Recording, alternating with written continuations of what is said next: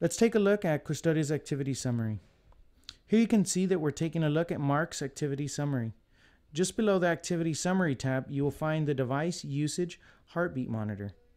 Here you can choose to monitor information from a 7, 15, or 30-day period. You will also be able to filter by all activity or questionable activity. Now let's take a look at the big pie chart. Here you'll be able to see a quick glimpse of your user's device, internet, and app use.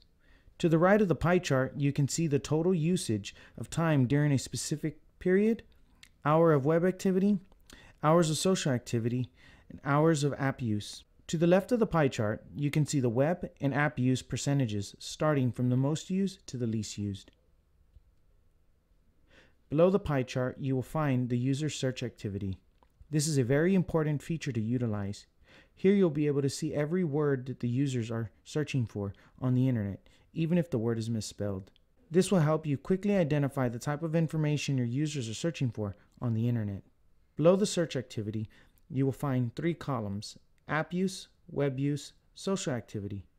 The app use column will show you the most used apps with the total amount of time spent on each app. If you click on any of the apps shown in the column, you will have a choice to instantly block or allow the app to be used. To the right of the app use column, you'll find the web activity column.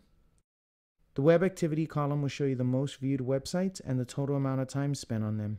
If you click on the website, you'll have a choice to block this website, allow this website, alert me when visited, ignore this website, or show me this website.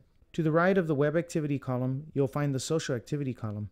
Here you will be able to see the most spent time on different types of social activity, such as phones, calls, and text messaging. This is the conclusion of our tutorial, and I hope it has been helpful.